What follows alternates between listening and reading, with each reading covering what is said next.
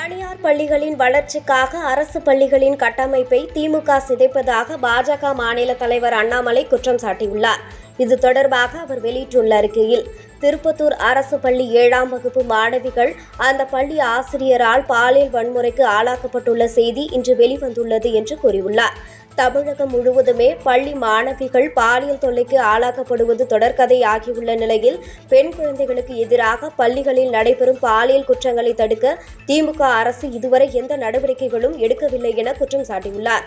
தொடர்ந்து அரசு பள்ளிகளில் மாணவிகளுக்கு எதிரான பாலியல் குற்றங்கள் அதிகரித்துக் கொண்டிருக்கும் போது பள்ளி கல்வித்துறை அமைச்சர் முதல்வரைப் போலவே விளம்பர மோகத்தில் திரிந்து கொண்டிருப்பதாகவும், அமைச்சராக நீடிக்க இவருக்கும் என்ன தார்மீக உரிமை உள்ளது என்றும் கேள்வி எழுப்பியுள்ள அண்ணாமலை, சென்னை உயர்நீதிமன்ற உத்தரவின்படி அனைத்து பள்ளிகளிலும் உளவியல் மையங்கள் அமைக்கப்பட வேண்டும் என்றும் கூறியுள்ளார்.